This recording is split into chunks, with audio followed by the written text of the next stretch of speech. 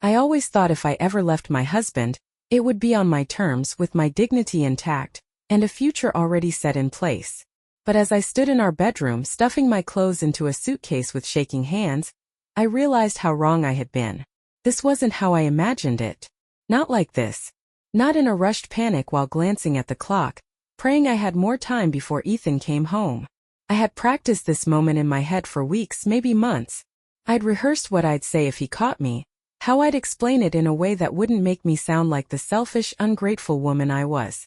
Ethan had never been a cruel husband, never raised his voice, never laid a hand on me. He was stable, reliable, the kind of man women were supposed to want. The kind of man my mother always told me was a good catch. But I didn't love him. Not anymore. Maybe I never really did. I shoved a handful of dresses into the suitcase, not caring if they wrinkled. I had to move fast. The clock on the nightstand told me I had 30 minutes before Ethan usually pulled into the driveway. My heart pounded with every tick of the second hand. I had a plan. A carefully constructed escape. I would leave a note, short, emotionless, final. I would get in my car, drive to the hotel where Liam was waiting, and I would never look back. Liam. Just thinking of his name sent a thrill through me, despite the fear gripping my chest. He was everything Ethan wasn't. Wild, passionate, unpredictable.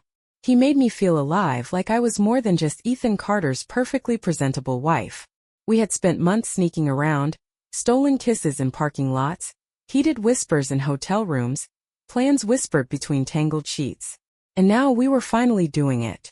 We were running away together. I zipped up my suitcase and took a deep breath, glancing around the bedroom one last time. The bed where Ethan and I had slept side by side for 6 years. The framed wedding photo on the dresser, his hand on my waist, my smile frozen in time. A lie captured in high definition. None of it felt real anymore. None of it mattered. I grabbed my purse, heading for the door, but something caught my eye. A file folder, slightly peeking out from the drawer of my nightstand. My mother's handwriting was on the tab. My name and Ethan's, written neatly in blue ink. My stomach tightened. I had forgotten about that folder. Swallowing hard, I reached for it, my fingers trembling. My mother had always been involved in my marriage, always whispering in my ear, reminding me that Ethan was a good man, that I had made the right choice, that I needed to stay with him no matter what.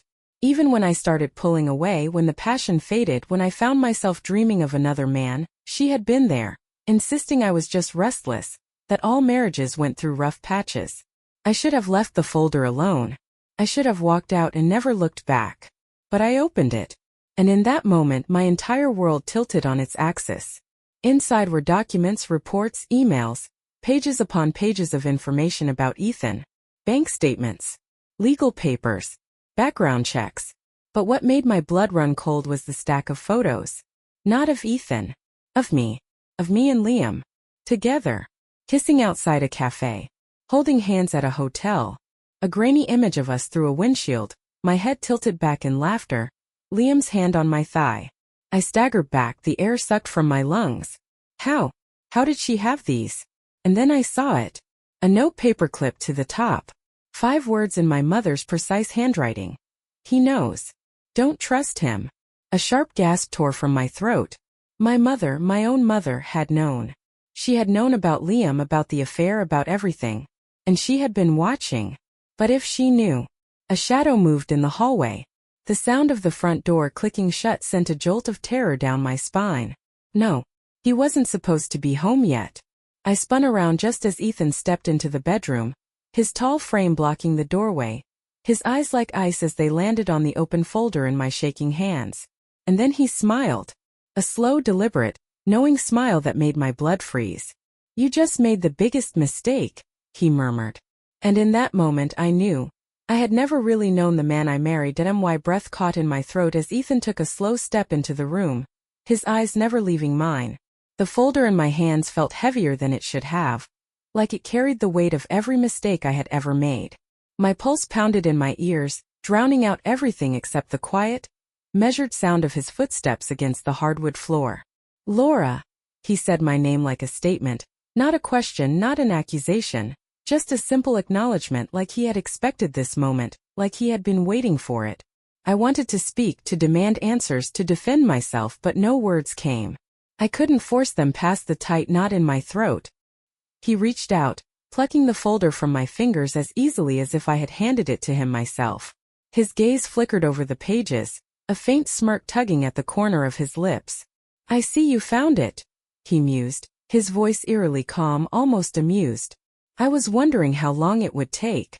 My stomach twisted. My mother's note flashed in my mind. He knows. Don't trust him. A cold shiver ran down my spine. How long had he known? How much had he seen? How much of my life, my carefully constructed secret, had been under his scrutiny? My mouth finally obeyed me, but all I could manage was a broken whisper. How? His eyes darkened, that smirk deepening like he was savoring this, enjoying my unraveling. "Oh, Laura," he sighed, shaking his head slowly, almost pitying. "You really thought you were careful, didn't you?" The realization slammed into me with suffocating force. He had known for weeks, maybe months. Every lie I told, every excuse, every night I thought I had gotten away with sneaking out, he had seen it all. Tracked it. Recorded it. I swallowed hard, my brain scrambling for a way out, for something to say that might shift the balance back in my favor. "Ethan, don't," he cut me off, his voice dropping cold and sharp. "Don't insult me by pretending there's an explanation I'll accept."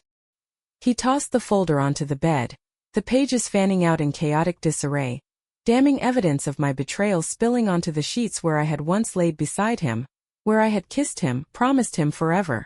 The weight of my actions pressed down on me, but I refused to break. I squared my shoulders, forcing myself to meet his gaze. "So what now?"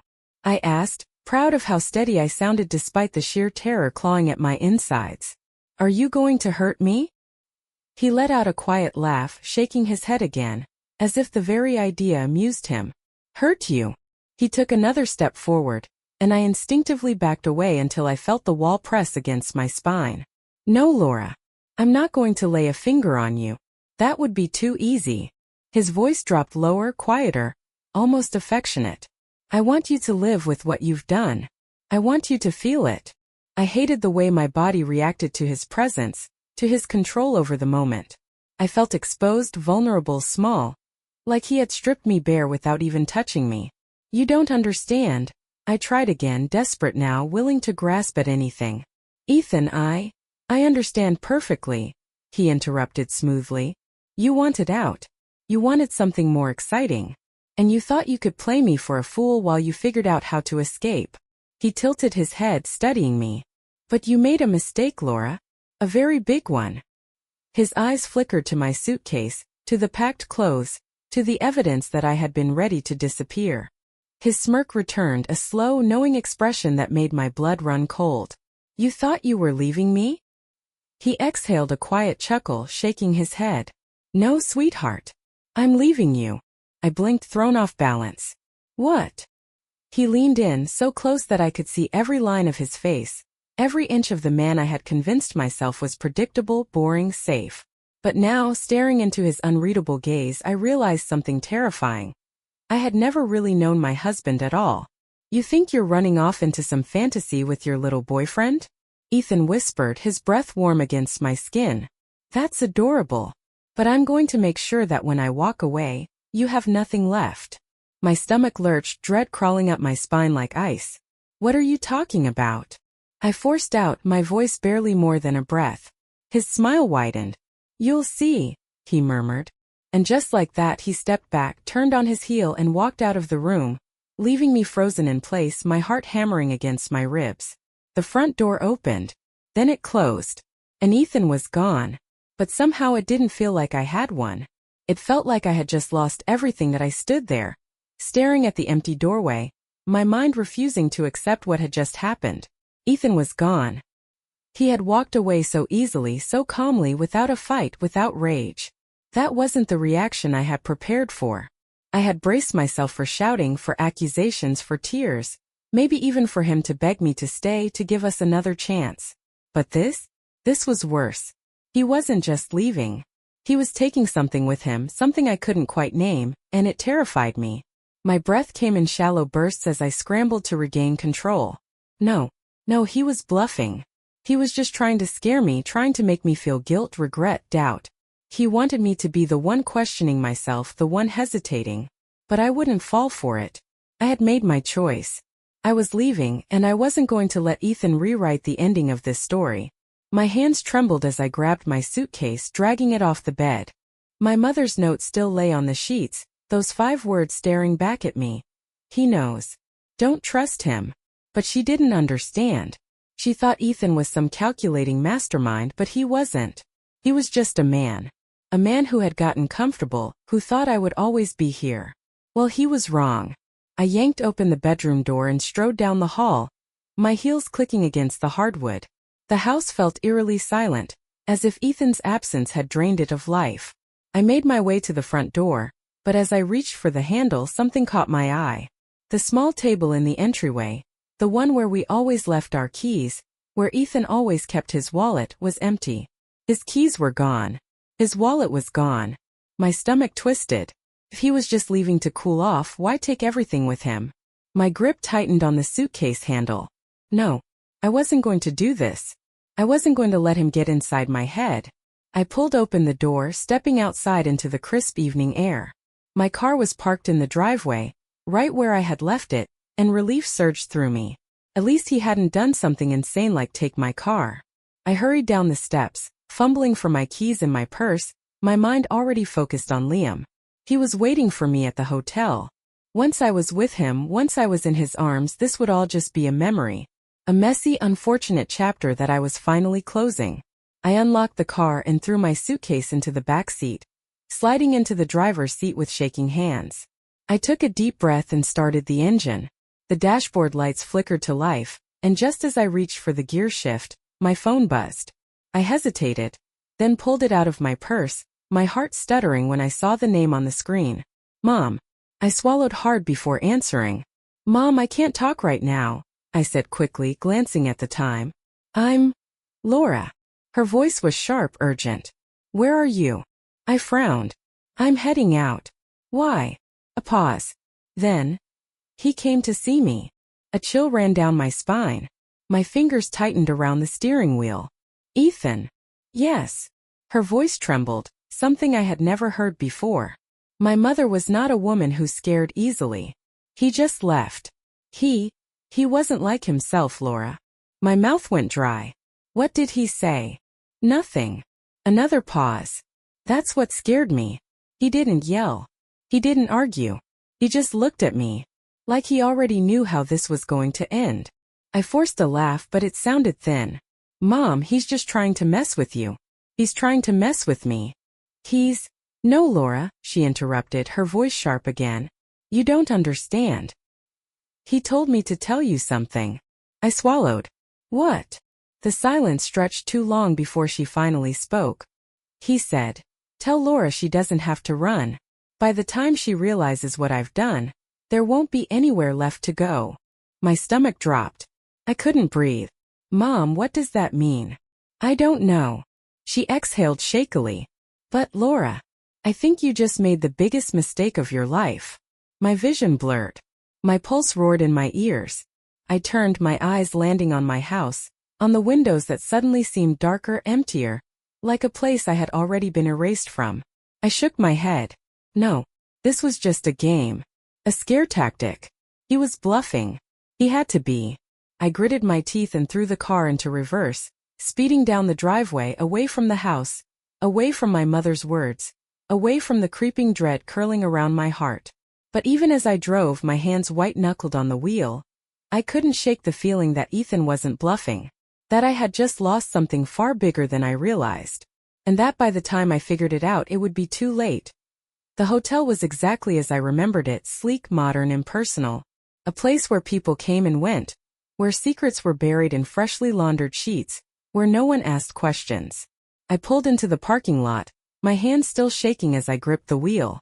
The conversation with my mother kept replaying in my head, Ethan's words twisting into something darker every time I thought about them. By the time she realizes what I've done, there won't be anywhere left to go. I shoved the thought away. No, he wanted me to be scared. He wanted me to doubt myself. I wouldn't give him that satisfaction. I was here. I was with Liam now. That was all that mattered. I grabbed my suitcase, moving quickly across the parking lot, my heels clicking against the pavement. My heart pounded harder with every step, but I ignored it. I reached the entrance, pulled open the glass doors, and stepped inside. The lobby was quiet, the scent of polished wood and expensive cologne lingering in the air. The receptionist barely glanced at me as I headed for the elevator, pressing the button for the 5th floor. The ride up felt longer than it should have, each second stretching, suffocating. When the doors finally slid open, I stepped out, walking briskly down the hallway. Room 512. Liam was waiting. I knocked twice, my pulse erratic, my body tense. A few seconds passed before the door opened, and there he was. Liam. My escape. His dark hair was slightly tousled, his shirt unbuttoned at the top, his smile easy, confident. "Hey baby," he murmured, pulling me inside before I could say a word. The door shut behind me, locking out everything I was running from. His hands found my waist, his lips ghosting over mine, but something inside me had shifted. I didn't melt into him the way I usually did. My mind was still stuck in that driveway, in my mother's shaking voice, in Ethan's cold, measured words. "What's wrong?" Liam pulled back slightly, his blue eyes searching mine. "You look tense." I forced a smile, shaking my head. "It's nothing. I saw Ethan before I left." His jaw tensed. "Did he touch you? Did he threaten you?" "No," I said quickly, but the unease in my chest deepened. "That's the thing. He didn't do anything. He just left." Liam frowned, stepping back, running a hand through his hair. "That's weird." "I know." I crossed my arms, trying to ground myself. "And then my mom called. Ethan went to see her." Liam's expression darkened. "Why the hell would he do that?" "I don't know," I admitted. "But he left her a message for me." I hesitated, those words echoing again in my head. "By the time she realizes what I've done, there won't be anywhere left to go." Liam scoffed, shaking his head. "Come on, Laura. He's trying to get in your head. That's what guys like him do. He knows he lost, so now he's playing games, making you doubt yourself." His hands found my arms, his touch firm. "But it's over. You're here. We're together. Nothing he says or does matters anymore." I nodded slowly, willing myself to believe him, but something still felt wrong. I pulled away, moving toward my suitcase, needing to do something, anything to distract myself. "I just need a shower," I muttered. "Wash this whole day off me." Liam's eyes softened, and he nodded. "Take your time. I'll order us something to eat." I stepped into the bathroom, locking the door behind me, exhaling sharply. I turned on the water, letting it run hot, hoping it would loosen the tension gripping my body. Stripping off my clothes, I stepped under the stream, letting it scald my skin, trying to focus on the sensation instead of the storm inside my head. But even as I stood there, eyes closed, heart hammering, I couldn't shake the feeling that something was coming. That Ethan hadn't just walked away. That this wasn't over. I shut off the water, grabbing a towel, wrapping it tightly around me. As I reached for my phone, my fingers trembled. I opened my messages, scrolling to my mother's number, debating whether to call her back. But before I could do anything, an alert popped up on my screen. A banking notification. My breath hitched as I clicked it. My account balance. $0. My vision blurred, panic rising fast. I clicked again, refreshing. $0. No. No. This wasn't happening. My heart pounded as I backed out, scrolling to Ethan's contact, my hands shaking so badly I could barely type. "What did you do?" The message sent. Seconds passed. Then 3 little dots appeared. A response. My stomach knotted as I watched, breathless, waiting. Then the message came. 5 simple words. "I told you to run." My fingers went numb as I stared at the message on my screen. "I told you to run." My mind refused to process what was happening, refused to accept that this wasn't some sick joke, that Ethan had actually done something real, something irreversible. I forced my breath to steady, my heart hammering in my chest as I quickly exited the banking app and reopened it, refreshing the screen over and over. $0. My savings. My checking. Everything was gone. I scrambled to check my credit cards, my fingers fumbling over the app icons. Declined. Frozen. All of them. It was like I had been wiped off the financial map. My pulse roared in my ears, a mix of fury and terror twisting inside me. This wasn't possible. Ethan didn't have access to my accounts. He couldn't have done this. But deep down I already knew the truth. He could. And he did. I gritted my teeth, forcing my shaking hands to type. "Where's my money?" 3 dots appeared. A pause. Then another message. "You didn't think I was going to just let you walk away with everything, did you?" My stomach lurched. I pressed call, but it went straight to voicemail. Again. No answer.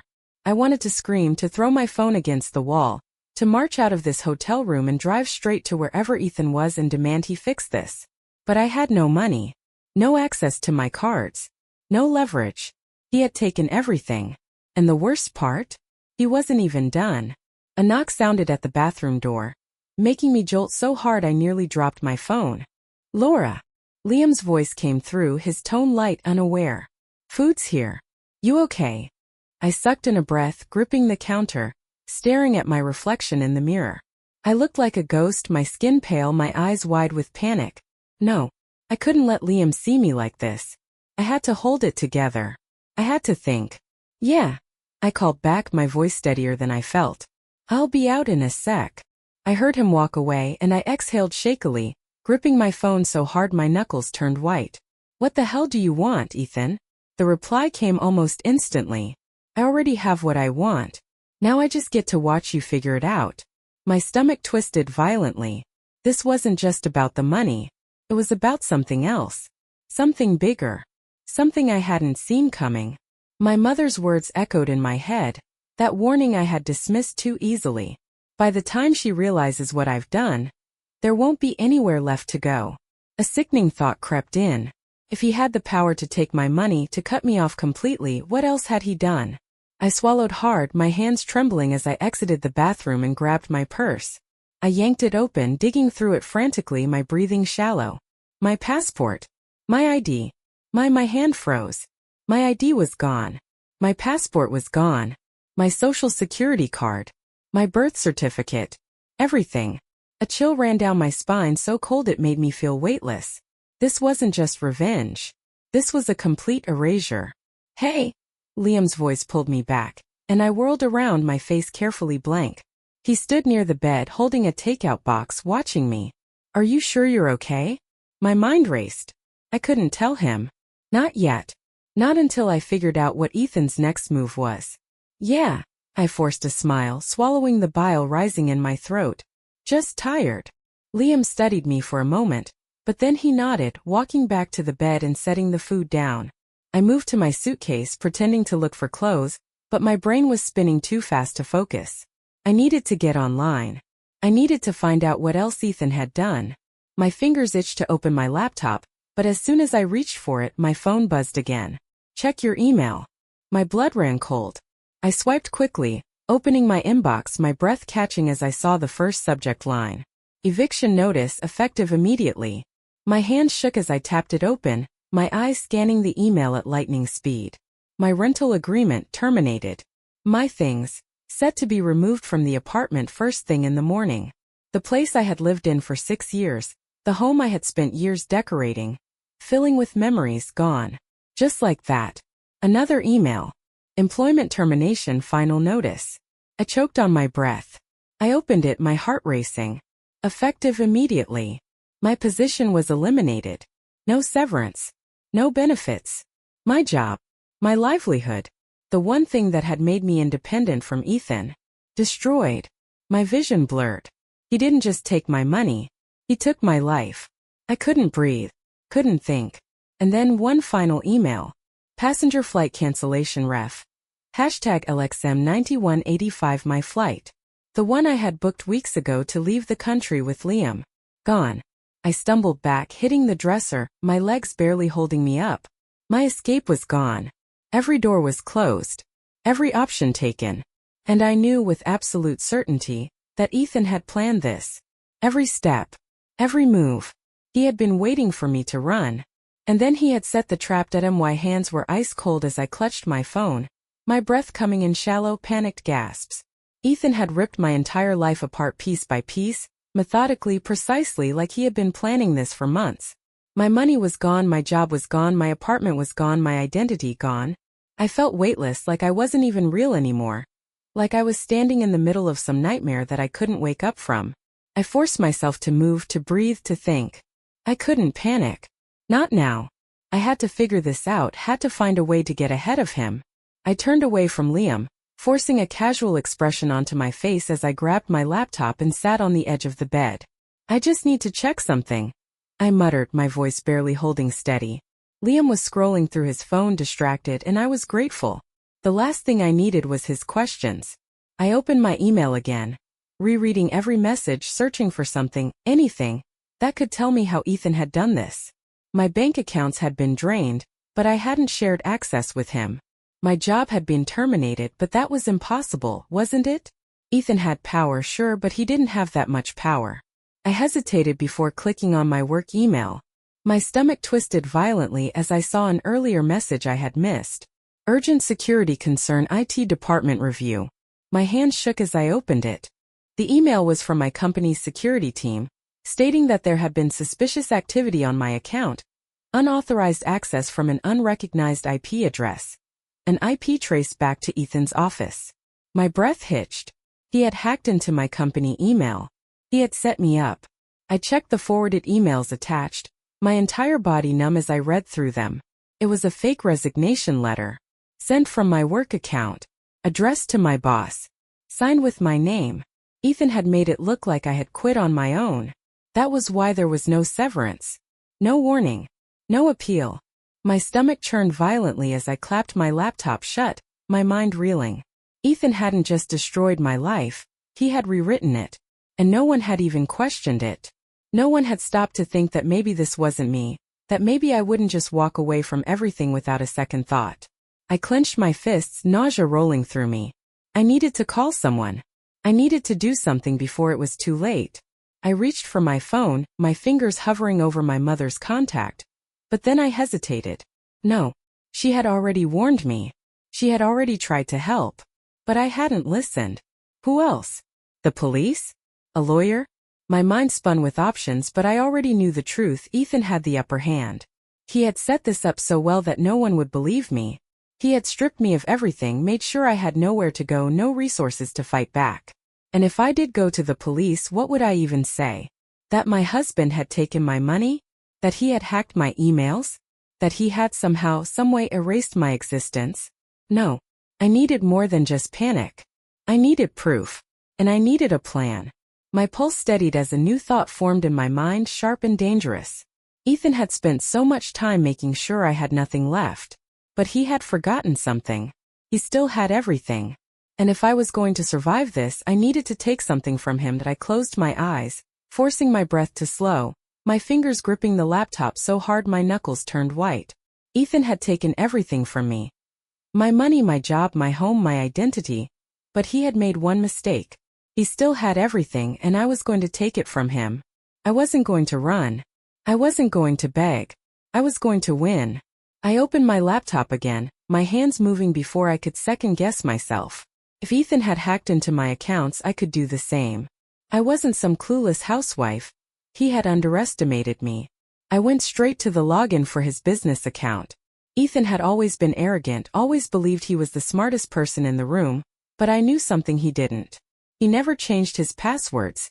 My fingers flew across the keyboard as I typed in his old standby, the one he used for everything, his childhood dog's name, followed by his birth year.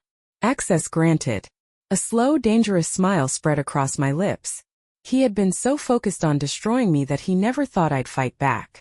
I clicked through his financials, my pulse hammering as I scanned through the transactions. His business accounts, his personal savings, his offshore assets. I had expected to find something I could use against him, but what I found made my blood run cold. He had moved everything. My stomach clenched as I traced the transfers. Every dollar, every asset shifted into an account under a name I didn't recognize. He hadn't just erased me. He had erased himself. My hands shook as I clicked through the records, my mind racing. Why? Why would he do this? If he was planning to ruin me, why move his money to? I gritted my teeth, anger burning away the fear. I wasn't going to let him win. If he wanted to play this game, I'd play it better. I scrolled back to his emails, searching for anything I could use, and then I saw it. An encrypted message from an unknown sender, sent 3 days ago. All assets secured. Everything is in place. She won't see it coming. My breath hitched. Me. This wasn't just about revenge. Ethan was planning something bigger. Something I hadn't even begun to understand. My fingers hovered over the keyboard, my mind screaming at me to dig deeper, to find out what he was planning. But before I could click anything else, my laptop screen went black. My heart stopped. A second later, my phone buzzed. A new message. Ethan. That was cute, Laura. But now you've really made a mistake. My entire body went cold. He knew. He had been watching. I had walked straight into his trap. The hotel room suddenly felt smaller, suffocating, the walls pressing in. I needed to move. I needed to get out. I stood quickly, trying to keep my hands from shaking, pasting on a calm expression as I turned to Liam, who was still lying on the bed, oblivious to the war raging in my head. We need to leave, I said, keeping my voice steady. Liam frowned, pushing himself up onto his elbows. What? Why? Ethan knows we're here. I lied, not wanting to explain everything, not wanting him to panic. We need to go somewhere else. He cursed under his breath, already grabbing his shoes. Fine. Let's go. Where do you want to go? I hesitated, my mind spinning. Where? Where was safe? Ethan had cut off every escape route, had planned every move ahead of me. But there was one place he wouldn't expect me to go. One place I knew he wouldn't be watching. I swallowed hard, gripping my phone so tight my nails dug into my palm. We're going to my mother's. Liam didn't argue as we grabbed our things and hurried out of the hotel room. I could feel his questions, his confusion, but he didn't push. Not yet. The moment we stepped into the hallway, I felt like I was being watched. My skin prickled, my breath came too fast, my hands clenched tight around my phone. I forced myself to move, to keep walking like I wasn't unraveling inside. We reached the elevator, and Liam pressed the button. The doors slid open and we stepped inside. The ride down felt like an eternity. My mind was racing, replaying every moment of the last few hours, trying to piece together Ethan's plan. What was his endgame? He had taken everything from me, erased me from my own life, but why move his money? Why disappear himself? None of it made sense. The elevator doors opened to the lobby, and we stepped out. The hotel was quiet, dimly lit, the air thick with the scent of expensive cologne and polished wood. We walked quickly toward the exit, my heart pounding in my chest. The moment we stepped outside, the cold air hit me like a slap. I took a shaky breath, scanning the parking lot. Everything looked normal. No sign of Ethan. No black SUVs. No shadowy figures waiting to drag me away. But I still couldn't shake the feeling that we weren't alone. Where's your car? Liam asked, glancing around. Other side of the lot, I murmured. We moved quickly, my heels clicking against the pavement. Every step felt too loud, too exposed. I reached into my purse, gripping my keys, my hands still trembling. I just needed to get in the car. Start the engine. Get to my mother's house. I could figure everything out from there. I pressed the unlock button, the car lights flashing in the distance. We reached the vehicle, and I yanked open the door, throwing my suitcase into the back seat. Liam slid into the passenger side, and I got behind the wheel, my pulse hammering as I shoved the key into the ignition. The engine roared to life and I exhaled, gripping the steering wheel so tight my knuckles turned white. I put the car in reverse, pulling out of the parking spot, my eyes flicking to the rearview mirror. That was when I saw it. A black car, parked across the lot. No headlights, no movement, but it was there, just sitting.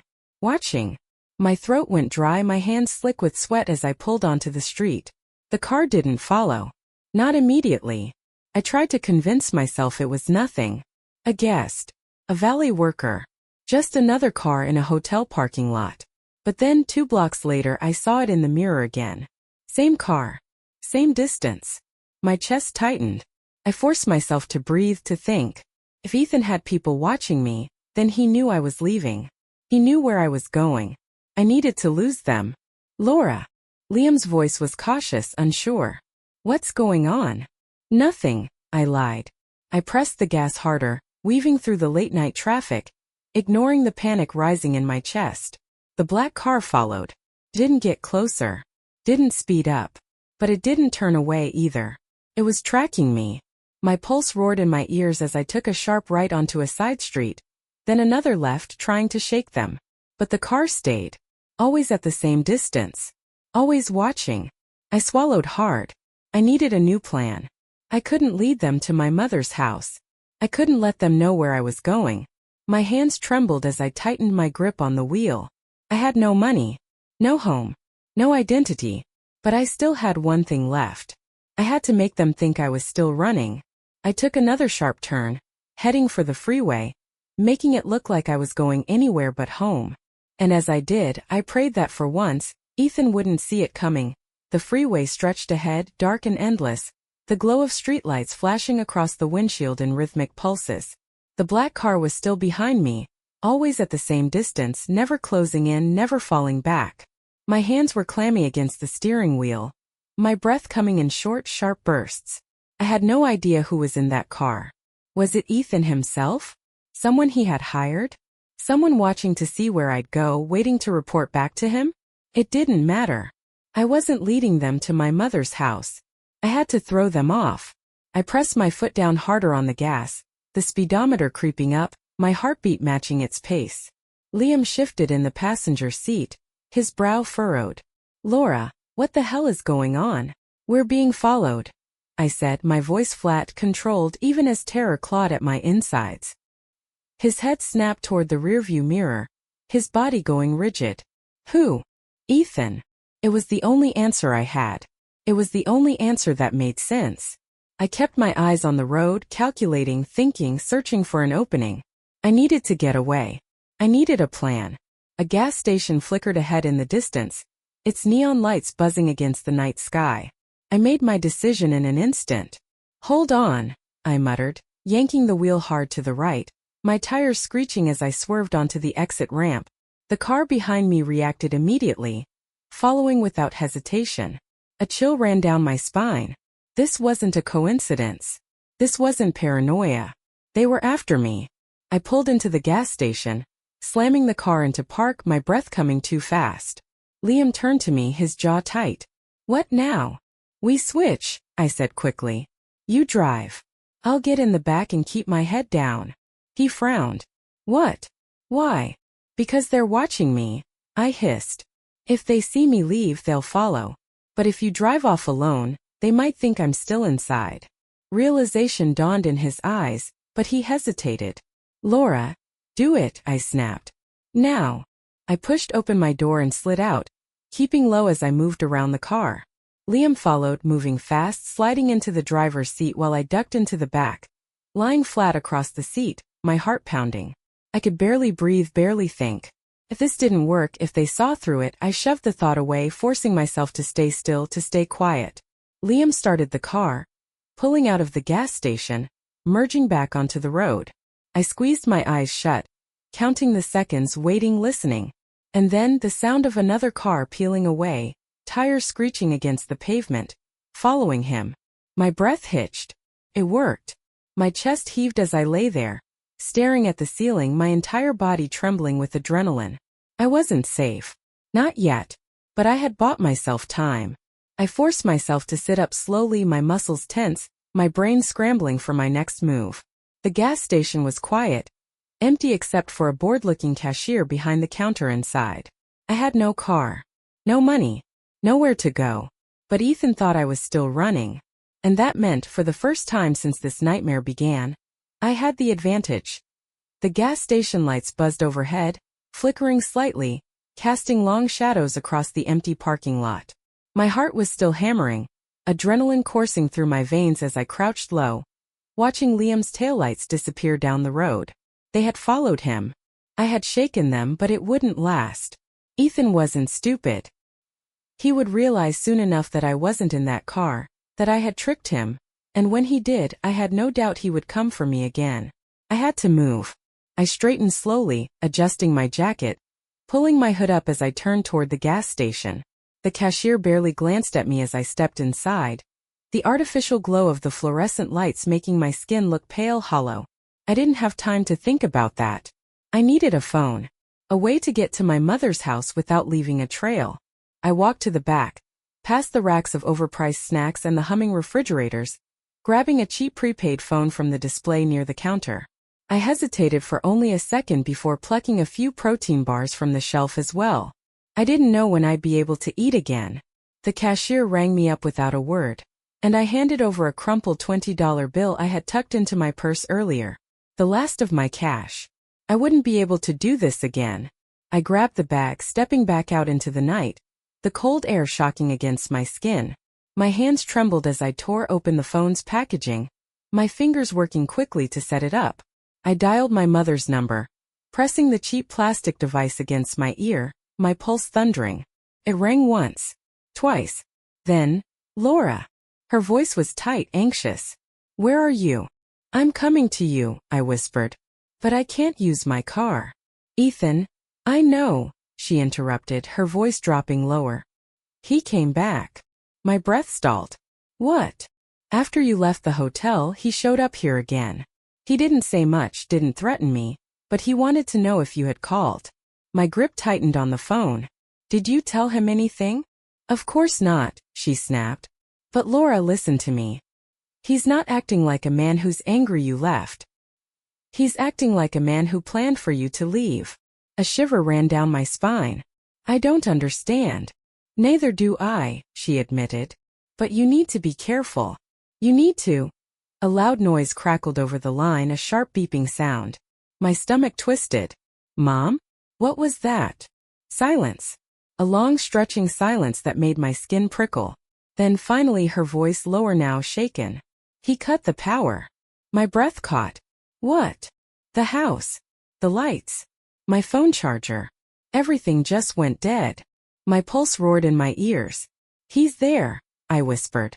He's watching you. A sharp exhale. Laura, don't come here. It's not safe. But I don't have anywhere else to go, I choked. I don't have. A sound from behind me. The crunch of gravel under a footstep. I froze, my blood turning to ice, my grip tightening on the phone as I forced myself to turn slowly. A figure stood at the edge of the gas station lot, just barely visible under the dim streetlights. Tall. Broad-shouldered. Familiar. My breath came fast and sharp, my chest tightening as I took a slow step back. My mother's voice was still in my ear, but I barely heard her anymore. The only thing I could hear was my own heartbeat. Ethan took a step forward. And he smiled.